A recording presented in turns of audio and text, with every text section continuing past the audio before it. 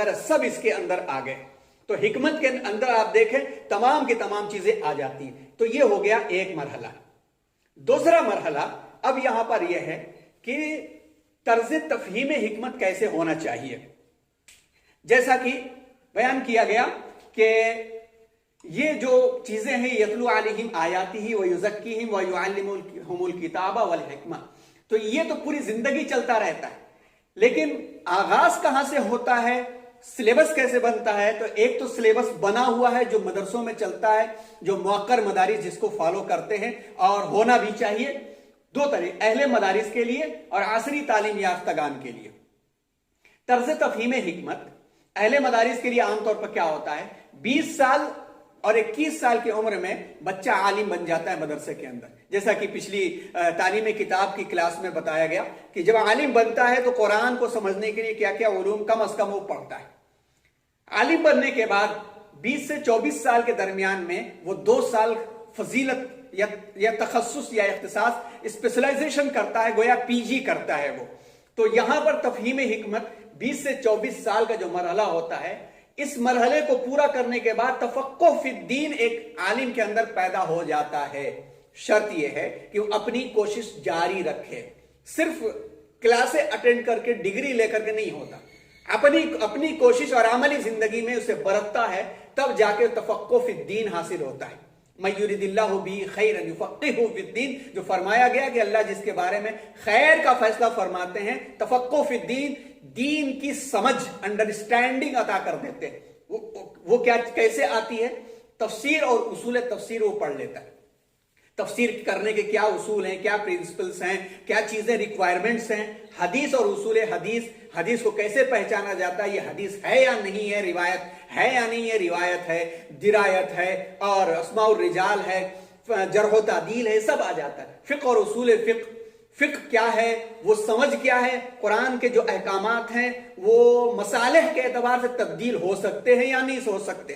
قرآن کے احکامات، قرآن کی آیتیں تبدیل نہیں ہوتی، مگر مثال کے طور پر جو نہ تبدیل ہونے والی چیزیں ہیں وہ کلیئر ہیں، لیکن حالات کے تقاضے کے لحاظ سے کچھ چیزیں تبدیل ہو جاتی ہیں. مثال کے طور پر بزنس، تجارت کے اصول مسلم ہیں، لیکن تجارت کے اصول تبدیل ہو رہے ہیں، سامنے کی تجارت ہو رہی ہے تو وہ اصول بھی متعین ہے. اگر آن لائن تجارت ہو رہی ہے تو آن لائن تجارت میں شریعت کیسے رہنمائی کرے گی، یہ سب تفقہ حاصل ہو جاتا ہے. علم کلام اور بلاغت یہ حاصل ہو جاتا ہے. یعنی 24 سال کی عمر تک موقر مدارس کے اندر یہ تربیت ہو جاتی ہے، اور اس تربیت کے بعد سے ایک عالم قرآن کے اور قرآن کے مفہوم کو حالات کے تقاضے کے لحاظ سے سمجھانے کا اہل ہوتا ہے. اب اگر اس قسم کی تفہیم انٹلیکچوئلز کو حاصل کرنی ہے، یعنی عصری تعلیم یافتگان کو حاصل کرنی ہے، تو اس کے لیے بھی 22 سے 25 سال کی عمر میں حاصل کیا جا سکتا ہے. ویسے تو تا حیات اس سے فیض اٹھایا جاتا ہے، لیکن 22 سے 25 سال کی عمر میں یہ ہو جانا چاہیے. کیسے؟ نمبر 1 جو سب سے اہم ہے، کبھی کبھی لوگ بھٹک جاتے ہیں، اس بات کو سمجھا جائے اور پوری تاریخ دیکھ لی جائے، وہ ہے العلماء کی سرپرستی. بغیر العلماء لفظ اس لیے ہم استعمال کر رہے ہیں کہ قرآن میں جو لفظ استعمال کیا گیا انما یخشى اللہ من عبادہ العلماء، کہ بے شک اللہ سے محبت اور خشیت وہی رکھتے ہیں جو العلماء ہیں. تو اس کی تفصیلات جو علماء کی آتی وہ یہ سب ہیں جو پچھلی تعلیم ہے، جو خود اللہ والے ہیں، خود ان کے پاس آتھینٹک علم ہے، خود وہ تفسیر اور قرآن کو جانتے ہیں. ان کی سرپرستی میں مطالعہ کیا جائے. جیسے مثال کے طور پر اب یہ آپ سمجھیں، یہ کہیں کہ ارے 20 اور 22 سال کی عمر میں ہم خود اتنے انٹلیکچوئل ہو چکے ہیں، ہم انجینئر ہو چکے ہیں، ہم ڈاکٹر ہیں، ہم IAS آفیسر ہیں، کیوں سرپرستی لیں؟ تو اسی کی مثال ایسی ہو سکتی ہے کہ ایک عالم جو بہت ایکسپرٹ ہے مگر وہ میڈیکل فیلڈ میں کچھ معلوم کرنا چاہتا ہے، تو کسی ایکسپرٹ ڈاکٹر کی سرپرستی کے بغیر وہ اپنے آپ کتابیں پڑھ کے معلوم کرے گا تو ممکن ہے کہ کہیں نہ کہیں بڑی غلطی کر جائے. تو اسی طرح سے ہم اپنی فیلڈ میں ایکسپرٹ ہو سکتے ہیں، مگر جب دوسرے کی فیلڈ میں ہمیں جانا پڑے گا تو کسی نہ کسی کی گائیڈنس ہمیں لینی پڑے گی. اسی طرح سے قرآن کو سمجھنے کی جو حکمت ہے، اس میں العلماء کی سرپرستی چاہیے. اب علماء کی سرپرستی میں کیا ہے؟ قرآنی علوم کا مسلسل مطالعہ، کیا جائے، قرآن میں کیا کیا علوم بیان کیے گئے ہیں، قرآن کی تعلیمات کیا کیا ہیں، تقویٰ کو کس کس انداز میں کہا گیا ہے، اسی طرح سے ہماری ذمہ داریوں کو کیا کہا گیا ہے، شرعی احکام کی حکمتوں پر نظر کہ شریعت میں کیوں یہ بات کہی گئی ہے۔ آج اس پر نظر نہ ہونے کی وجہ سے مسلم اسکالرز بہت زیادہ اسلامک لا کے بارے میں شک اور شبہ میں، 4 شادیوں کے بارے میں، طلاق کے بارے میں، وراثت کے بارے میں، پردے کے بارے میں، یعنی جو تعزیراتی قوانین ہیں اس کے بارے میں شک اور شبہ اس لیے ہے کہ وہ حکمتوں کو جانتے ہی نہیں ہیں۔ بس سمجھ لیجئے کہ چھوٹا سا چشمہ لگایا، اس چشمے سے جو دکھا وہی صحیح ہے، جو نہیں دکھا وہ صحیح نہیں۔ تو یہ حکمتوں پر نظر، پھر تزکیہ نفس و اصلاح پر مداومت ہمیشگی کرنی پڑے گی، کیونکہ شیطان بھٹکاتا رہتا ہے اور کہتا ہے تم بہت جانتے ہو، ہم یحسبون انہم یحسنون، سنا کہ ہم ہی جو کر رہے ہیں اچھا ہے، یہی خیال دلاتا رہتا ہے۔ تو اس خیال سے بچنے کے لیے ذکر اور اذکار اور تسبیحات اور بزرگوں کی کہی ہوئی باتیں، پھر مستند تفاسیر میں سے کسی نہ کسی ایک کا مطالعہ 25 سال کی عمر میں ہو جانا چاہیے اور اس پر مسلسل جڑے رہنا چاہیے۔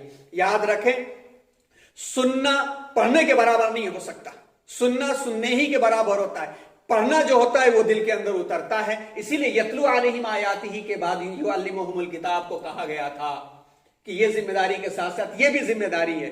تو مستند تفاسیر کا مطالعہ، جو بھی آس پاس تفسیریں موجود ہوں، علماء سے پوچھ کر کے جو معیاری تفسیریں ہیں ان تفسیروں کو مطالعہ کیا جا سکتا ہے۔ اب تو کئی زبانوں میں تفسیریں آ گئی، آن لائن بھی آ گئی، اور بہت ساری ویب سائٹ جیسے تفسیر.com بھی اچھی ایک ویب سائٹ مانی جاتی ہے، اور بہت ساری ویب سائٹ ہیں۔ مگر اگر کسی نہ کسی مستند عالم سے ایک مرتبہ پوچھ لیں کہ اس کے اندر جو انٹرپریٹیشن کیا گیا ہے، جو ٹرانسلیٹریشن ہے یا کمنٹری ہے، جو تفسیر ہے، موقر ہے یا نہیں، یہ پوچھ کر کے مطالعہ کریں۔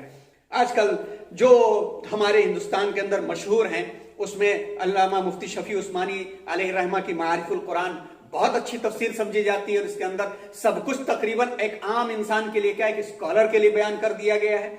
تفسیر ابن کثیر بہت اچھی سمجھی جاتی ہے کہ اس کے اندر بہت ساری روایتوں کے ذریعے سے بات کہی گئی ہے۔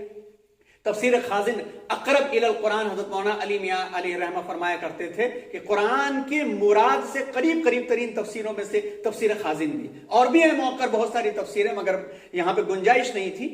فی ظلال القرآن سید قطب کی بہت اچھی ہے۔ تفہیم القرآن بھی عصری تعلیم یافتہ اور مغربی یلغار سے بچانے کے لیے بہترین تفسیروں میں شمار ہوتی۔ تفسیر ماجدی ایسی ایک تفسیر ہے کہ اس کو مولانا عبد الماجد دریابادی نے پہلے انگلش میں لکھا، بعد میں اردو میں انہوں نے لکھا۔ تو انگلش اور اردو دونوں زبان میں یہ موجود ہے، تفسیر الکبیر رازی، اسی طرح فتح القدیر الشوکانی وغیرہ تفسیروں کا مطالعہ کیا جاتا ہے۔ تاہم یہ بات یاد رکھیں کہ اس طرز سے تفسیروں کا مطالعہ کر کے کوئی مفسر نہیں بن سکتا۔ تفہیم کا درجہ حاصل ہو جائے گا، فہم قرآن حاصل ہو جائے گا، لیکن مفسر نہیں بن سکتا۔ فہم قرآن فرض ہے سب کے لیے، مفسر قرآن بننا فرض کفایہ ہے۔ کہ سوسائٹی میں ایک تفسیر کو جاننے والا مفسر ہے تو دوسروں کے لیے فرض کفایہ ہو جائے گا۔ مفسر بننے کے لیے یہ والے علوم اور اس کے پہلے کے جتنے علوم بیان کیے گئے، اصول تفسیر کے تمام علوم جب تک آ نہیں سکتے تب تک نہیں بن سکتا۔ فہم قرآن کے لیے اس کے ذریعے سے فہم قرآن حاصل ہو سکتی ہے۔ تو یہ تھا مرحلہ وہ جس کے بارے میں بیان کی گئی باتیں، اور جس کے بارے میں مرحلے بیان کیے گئے تھے کہ اللہ تبارک و تعالیٰ نے اپنا کلام ہمیں دیا ہے، تو اس کلام کو ہم اس مراد اور اس مقصد کے اعتبار سے کیسے حاصل کریں اور کیسے پڑھیں۔ اللہ تبارک و تعالیٰ ہم سب کو قرآن کی فہم عطا فرمائے اور قرآن کو صحیح طریقے پر پڑھنے اور سمجھنے کی توفیق عطا فرمائے۔ آمین وآخر دعوانا الحمدللہ رب العالمین۔ سبحان اللہ بحمدہ، سبحان اللہ العظیم۔